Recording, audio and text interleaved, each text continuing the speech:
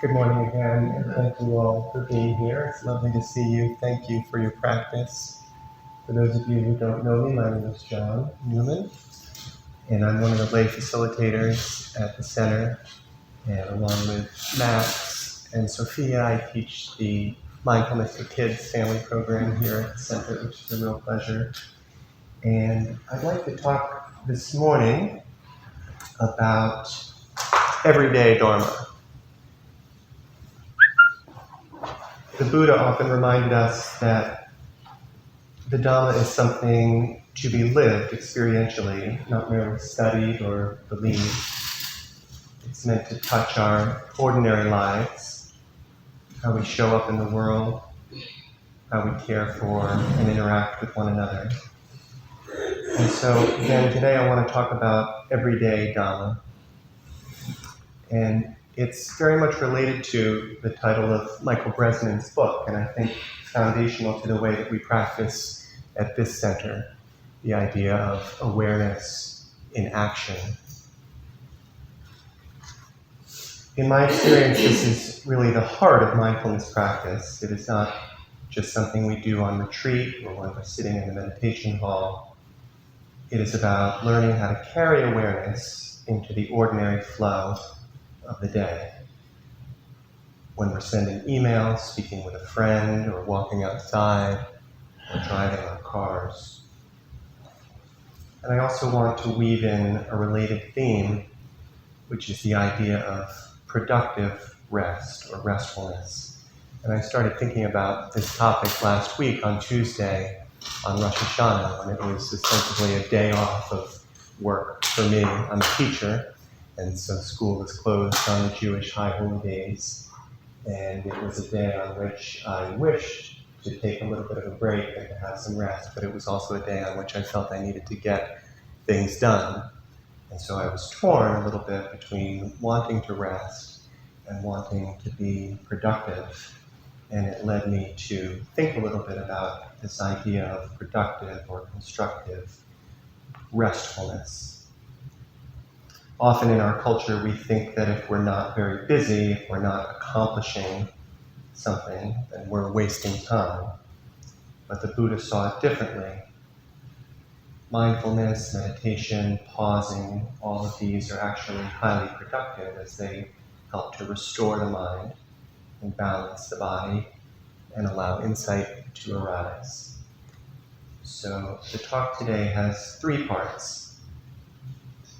Everyday Dhamma, mindfulness in daily life, simple ways that we can practice awareness in action, the idea of productive rest and how meditation itself can be understood as a form of rest that renews us, and finally a very brief reflection on the ways that Mahasati meditation specifically is so powerful in supporting everyday mindfulness. So the Pali word for mindfulness, as I'm sure many of you know, is sati, which literally means to remember. And in this sense, mindfulness is remembering to be present, remembering to come back to this moment, remembering our true nature as an expression of what is happening in the present. And the challenge is simply that we forget because the mind is constantly running, racing into the future, worrying, planning, anticipating, or else replaying the past, dwelling on what we said, what we did, what has happened to us. But the only place where we can actually live our lives is in the present moment, where we act, where we make choices that have consequences. So how do we cultivate mindfulness in daily life? Ajahn Chah said, try to be mindful in ordinary things. That is enough. And Thich Nhat Hanh advised us to observe brief moments of mindfulness many times a day. Brief moments many times. And John Kabat-Zinn said, the little things, the little moments, they're not little. One way I've found helpful is what's sometimes called the mindful pause, And an especially useful practice for me has been, while driving, to use a red light as a bell of mindfulness. Rather than becoming impatient or frustrated, I use the short stop to sit back, relax, take a few mindful breaths, express gratitude, be safe. And it can really change your mindset. It works equally well when you're sitting in traffic, or when you're at the end of what feels like an endless line of people at your local supermarket or at the DMV. And this practice of inserting a small moment of awareness right in the middle of daily routines can also be used before you answer the phone or send an email, before you walk into a room or a meeting, or have an important conversation. Small moments, but they add up. They aren't little. Each one is like planting a seed of presence, and what happens is that we begin to retrain our mind. Instead of always running automatically, the mind learns to stop and to be present. A second practice is mindfulness in movement.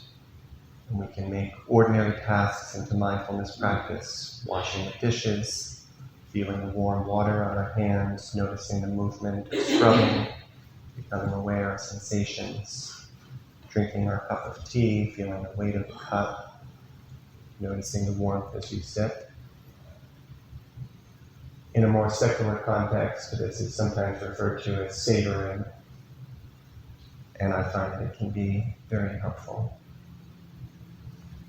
And these are not distractions from our practice. They are the practice. In fact, the Buddha himself encouraged mindfulness in all postures. And by that he meant literally sitting, standing, walking, lying down, actual postures. But I think it can be read too metaphorically as the various and myriad postures in which we find ourselves, the context, the environments, the situations, both challenging and easeful of our lives. The postures that I alluded to before, where we're interacting with one another and where it can sometimes be a challenge to be present. So the idea is to bring mindfulness into the flow of our ordinary activities and to let life be our meditation hall. And as I understand it, this is what is meant by awareness in action. When we're present in small ways, we train our mind to be present in big ways.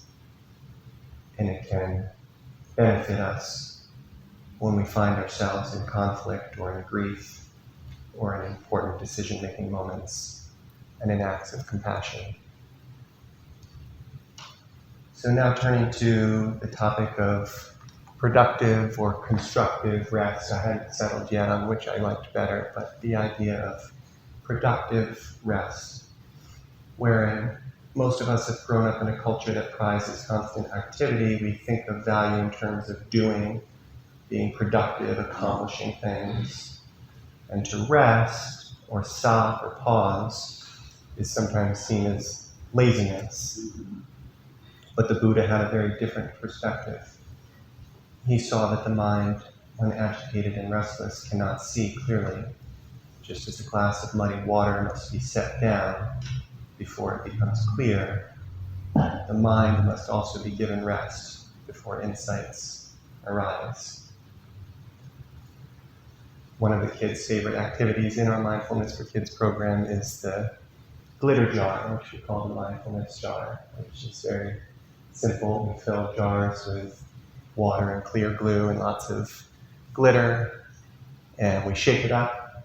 And not unlike the effect of a snow globe, the glitter flashes all around, but eventually it settles. And it itself can be a good meditation tool to watch, and the kids become mesmerized by it.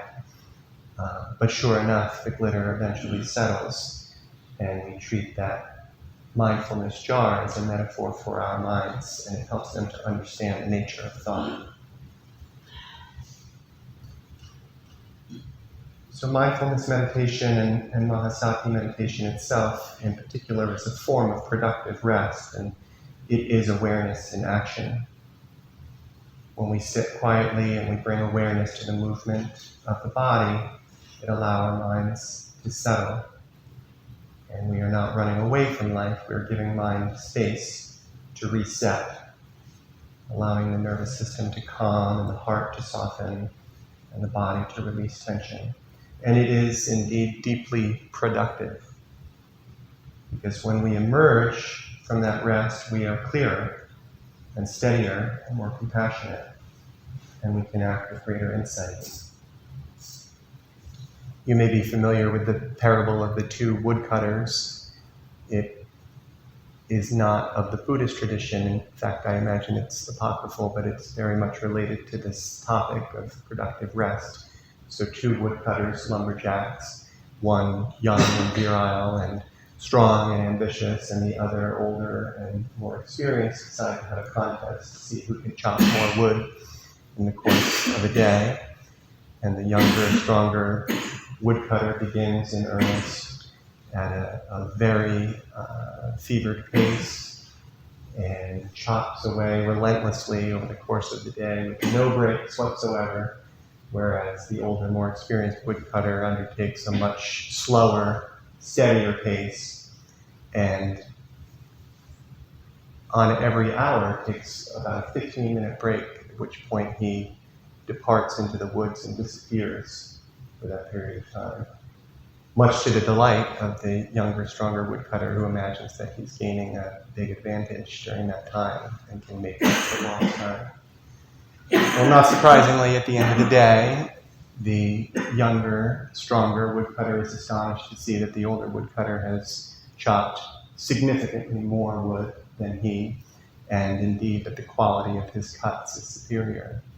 And he says, "How could you have done this? I was chopping for much longer periods of time than you, and for 15 minutes at a time, every hour you went into the woods. What were you doing?" And the older woodcutter said, "I was sharpening my saw."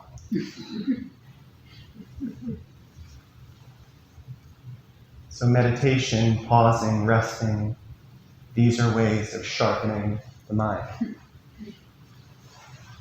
Even 5 minutes of sharpening can change the quality of the whole day. So the encouragement is to see rest as practice, part of the path. Rest is not wasted time, it is wise, productive time. And so finally coming to Mahasati meditation specifically as an integration of these ideas, as a formal practice. A formal practice that trains this kind of everyday awareness or everyday Dhamma. And why do we practice this way?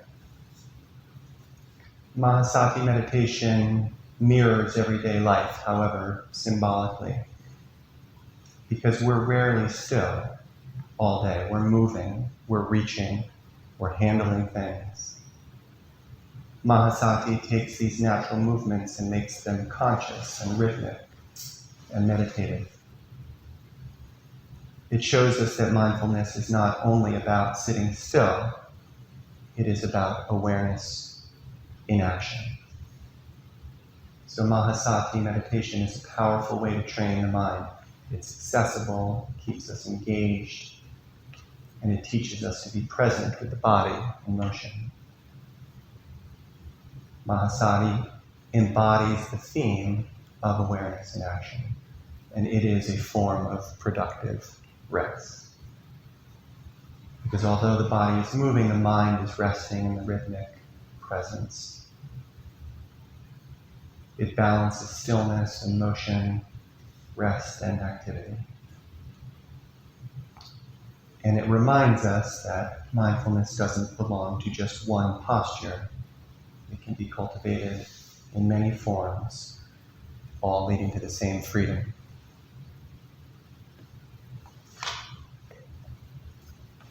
And so the thread through all of this is simple.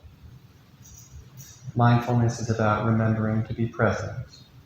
It's about bringing awareness into action, resting when we need to rest, and walking the path step by mindful step. The Buddha said mindfulness is the direct path to liberation. That path is not somewhere far away.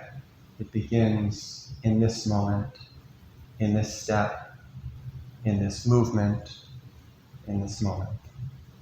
So my encouragement is for all of us to find small ways to practice today. Walking a few steps with awareness, actively listening to a friend or a loved one, turning ordinary moments into moments of mindfulness, and may our awareness and action bring compassion to our relationships and clarity to our minds and peace to our hearts. Thank you.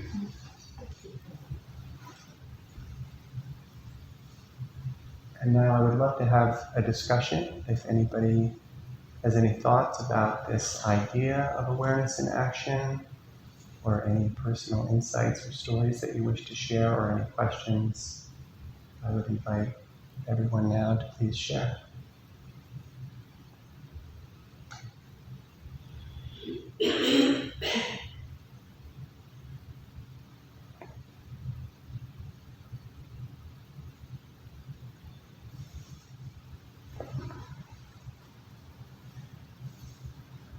Yes, fine. I think that your talk was wonderful. Thank you. Thank you so much. Such a well thought out and relevant topic, because it's the key to why we're here, is to bring this out into our lives. And I know that, I haven't seen him in a long time, but when he often talked about that basically like your whole, I know that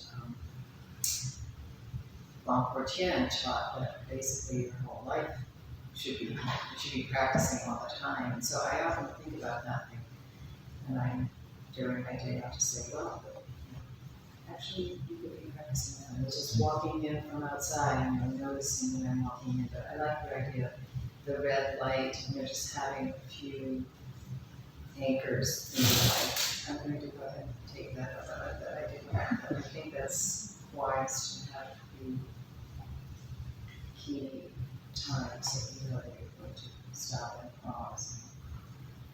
I know for me, I can tell I'm needing a pause when I can feel like my heart pounding, or like my body's activating, or I can feel myself getting tense. I'll pause and notice, like, oh, your shoulders are really tight, like you're gripping your hands, and that's a key that, okay, you need to pause and take a breath. So I think the body's, and so the Dhamma practice is so perfect for that, because you're noticing your body, you're training your mind to focus on the body, which can be really useful tool. And I know that's one of the core foundations of mindfulness.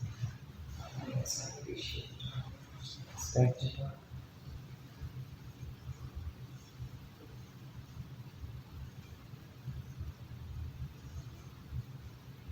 I can honestly say I like red lights much more so now than I used to.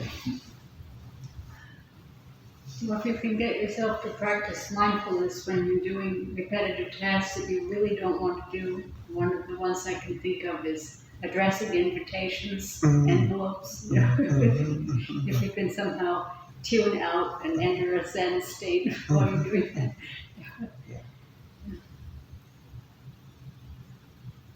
Yes. And one thing I've done this summer is I added a mindfulness bell to my phone. It rings once an hour, and I stop and pause during. And are you able to make it random? Is it? Do you not know It's only necessarily? an hour, but you forget what the time is. I suppose you could also make it random. Which is a great idea. But usually I forgot what it is going to be an hour. But at first it was very hard if I was involved in something and pause, but little by little I've come to kind of look forward to those brief moments.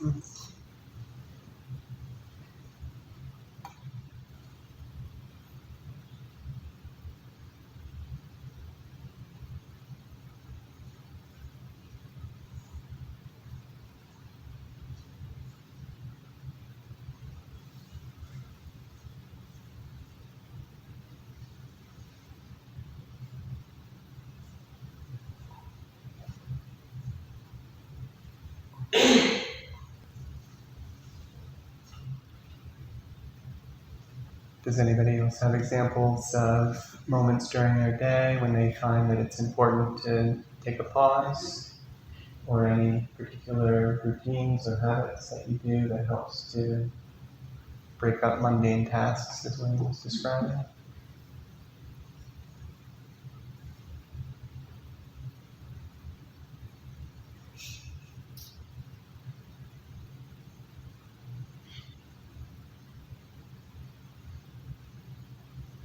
I think a lot of cultures have found that making tea is very mindful. You've got to pour it and brew it just right. Heat the water, it's a whole series of steps. Yes, and arranging flowers, I think, is another tradition in Japanese culture. That's right. Yeah. I think gardening too. Lends itself to be mindful as well, to be that nature.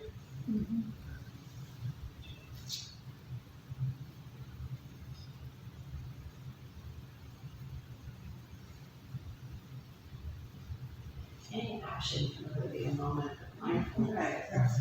Say, it doesn't matter if it's something that we might think is beautiful, like flower arrangement, or something that's less beautiful, taking garbage.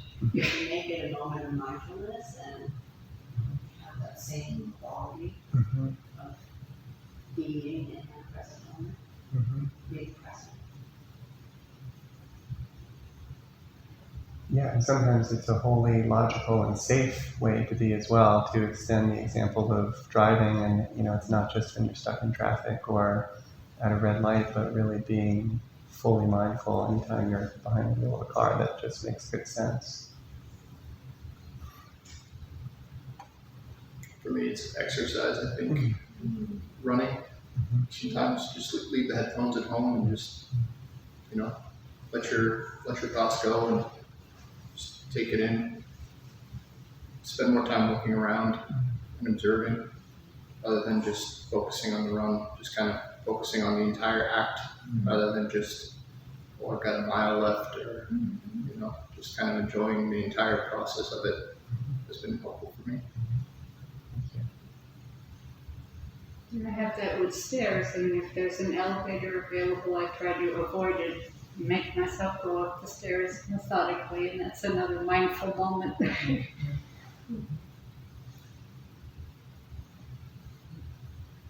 Yeah, it can be a real mindset shift, where you look at an opportunity like that as being a gift as opposed to a burden. It's of course easier said than done, and I use the word simple throughout this talk, but it's not to suggest that any of this is easy, and the Buddha draws a distinction between what is simple in terms of what is straightforward and logical, and what is easy. You have to practice. Running is not easy, but you can shift your mindset to accept it as being an opportunity as opposed to a burden. It's exactly how I feel about it. Since I started the practice, I've noticed myself being a little bit more thankful just for the fact that I have the time and the ability to do that.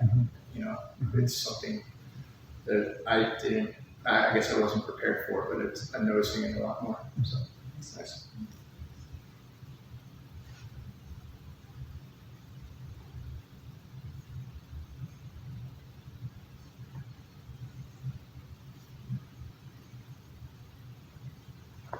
Well, thank you, everybody. Wonderful to see you. I hope you have a wonderful rest of the day and weekend.